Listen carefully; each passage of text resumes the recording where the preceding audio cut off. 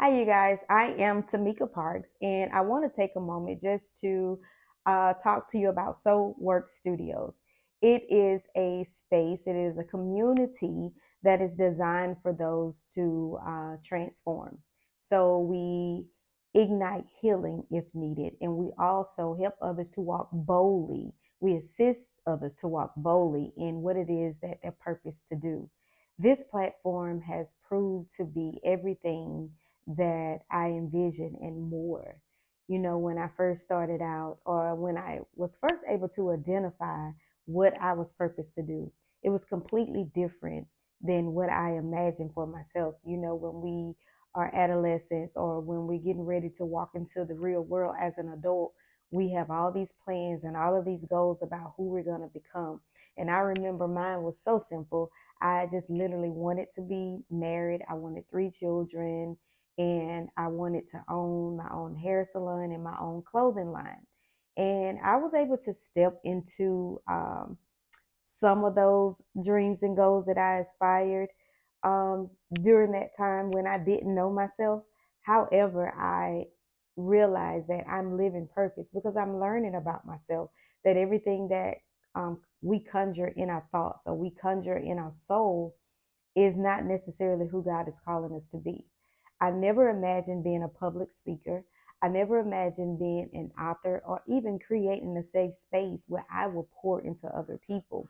And I know for a fact that God had prepared me for what I am doing now.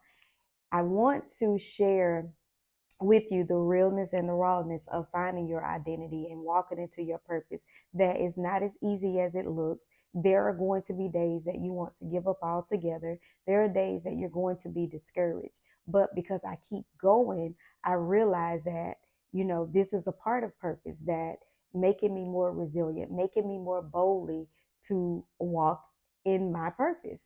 And in order to walk in purpose, just walking boldly does not mean that it's you against the world.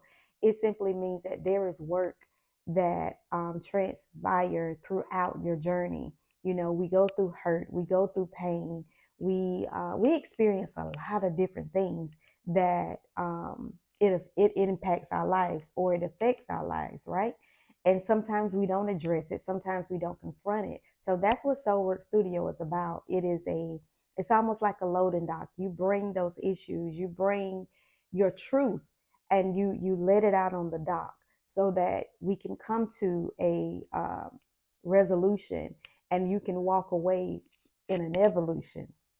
And so we don't want to show up as if, Soul Work Studio has it all together.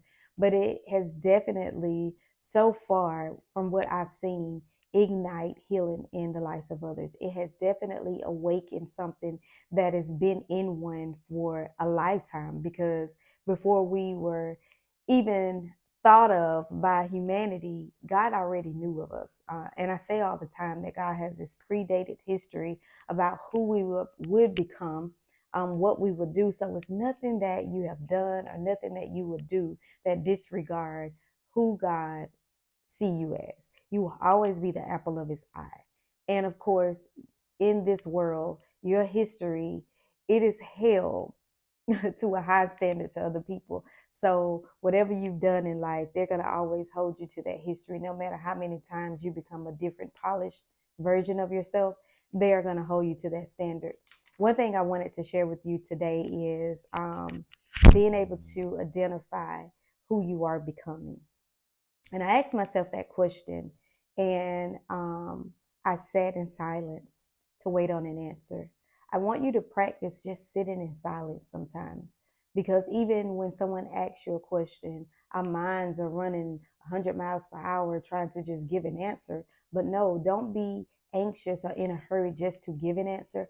I want that question to sit with you, because I want you to dig deep in your soul, because there's some work that needs to be done. And if you don't allow yourself to ponder on something or allow yourself to sit in something for a moment, you will never know who you are becoming. You will never know what it is that you were called or are commissioned to do in this life. And so that's the question that I asked. And I took some notes because I didn't want to leave anything out. So again, um, I want to share, some things in this season that I'm working on. Though God has called me to facilitate Soul Work Studios, it does not justify or modify that I have it all together or I know all of the answers. However, I have um, definitely enough in my reservoir to know that when I'm able to identify areas that I need to work on, that I know where to go and I know what to do. And we have already experienced having challenges that are set before us. And that's one of the things that I do. I create a challenge that will help us to overcome or help us to celebrate or help us to be okay with who we are, but also, be okay with who you are becoming. And that comes with a whole lot of stipulations because a lot of people, it comes with a lot of backlash.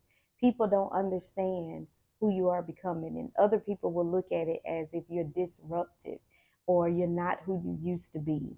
It will cause one's heart to be callous because when you set healthy boundaries, then it closes the gateway for others to disregard who you are becoming and or disrespect the healthy boundaries that you are setting for your life. You want to be an example. Either this standard is going to make someone rise up and awaken to the occasion, or it's going to make them back off and just decide not to be a part of your journey or be a part of your life anymore. So, those are the things that you have to prepare for when you are intentional about transforming into a more polished version of yourself. So, for me, I think mine is just being slow to not making irrational decisions. Because as a leader, you can't allow yourself to make decisions when you are emotional.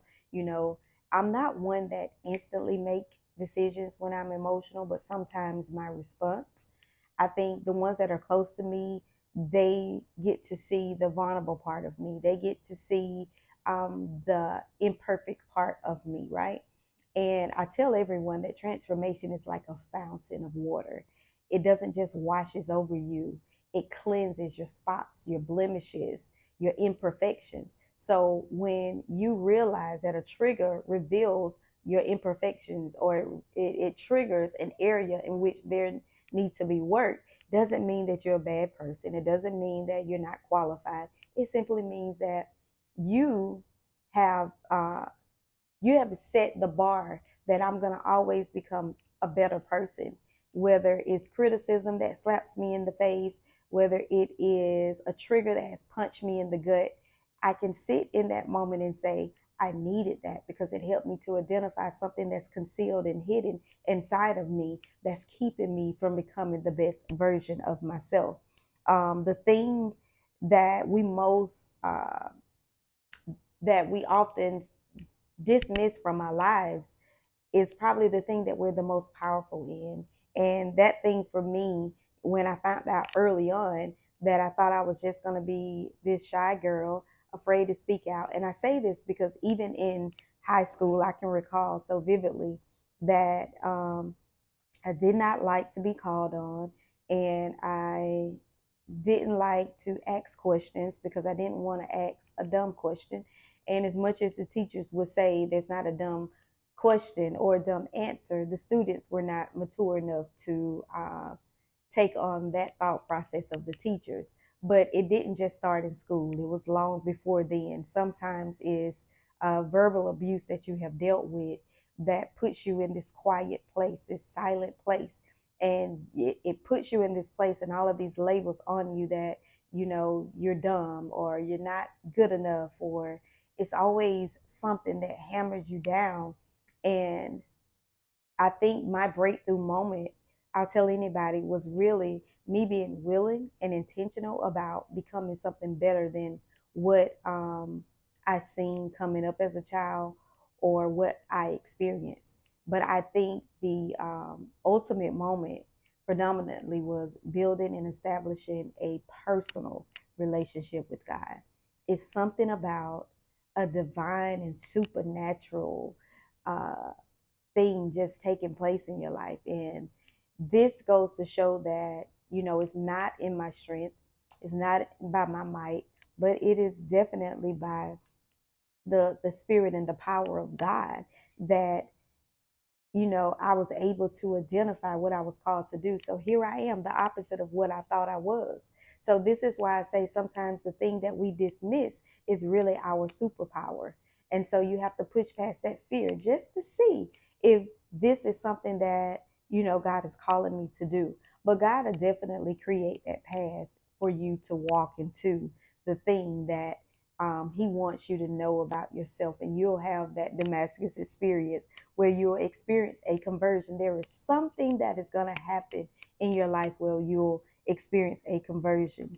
The other thing is, I realize that I share a lot of sad stories. I share a lot of stories where things were not good, even in my books. But of course, that was my truth. That was my season. But when that season shifts and now the narrative of your life is beginning to change, I think others may take it as you're arrogant or you're not humble. But if you were able to sit in front of me and hear all of the sad stories and support me in that moment, why is it so hard to celebrate and support one when they are in their season of blossoming? And another thing that I had to realize in this season, because the beginning of this video, I asked who are you becoming? And there are things that God was still revealing to me about myself. Right now I'm still celebrating, and I'm having the most amazing time creating and making this matrimonial bond with my husband, seeing my children just flourishing in life and relationship growing with God. And I realized that some of the old things that I have gone through as a child, even that has, spilled over into my adulthood, I was still carrying in my reservoir. And maybe not the way that I used to carry it, but the fact that it was still there, that residue, which means that it has a, I would say, stock invested in something that's old, and that's ruining my new. And so if I was giving more energy to this old stock, then I couldn't have the gratitude that I should have for the things that God has allowed to take place in my life, or the answered prayers. And so it just dawned on me, anytime that a thought occurred or I feel provoked to maybe explain myself and who I'm becoming, I need to take a moment to say, that's not who I am anymore. Right now, I'm in a different space, and I'm becoming a woman of gratitude. I'm becoming a woman of integrity. I'm not just talking about having an attitude of integrity. I'm becoming her even the more. And I realize, like, sit in this moment of gratitude. Because if you don't sit in that moment of gratitude, you'll never see what God is doing. And you'll realize that you're in the face of Jesus, constantly complaining, constantly asking God for more when you're not even grateful for what He's done. How can God open up new doors and new opportunities when you're not even grateful because you haven't cleaned out your reservoir? You haven't allowed that fountain of transformation to deal with past hurt, past trauma, being misjudged or misfortunes or unfortunate seasons. You have to have a moment of gratitude to look right now and say, what am I grateful for?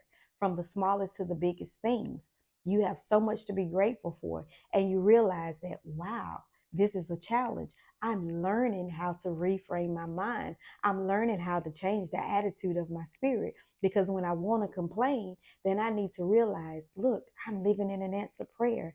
And I need to be talking and telling people about, you may go through a season, a dark season, a low season, being in a valley where it seems that there were no stream of water running through a place of wilderness. But guess what? Even in the wilderness, there's always a clean stream of water that's coming through your time of wilderness. That's where you need to see the reflection of your gratitude. This is why God say in His Word that we should rejoice in all things. He is teaching us how to have gratitude. He's teaching us how to overcome the small things so that we can grab a hold of the bigger picture. We can't see beyond the circumstances. We can't see beyond the past hurt, the past trauma, or the words that were spoken and still ring loud in your ears, still sit in your heart, still present, and you're allowing these things to govern you. You're allowing these things to control you. Like, These are misdemeanors. You got to get rid of those things because after a while they add up to a felony, right? So we don't want that. We want to be able to clear out the space.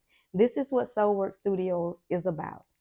We're about clearing up everything out of the way, things of old, so that we can place something new and get rid of the tragedy, get rid of the specks out of your eye, get rid of the animosity, get rid of the anger, and replace it with peace, replace it with love and kindness, replace it with gratitude.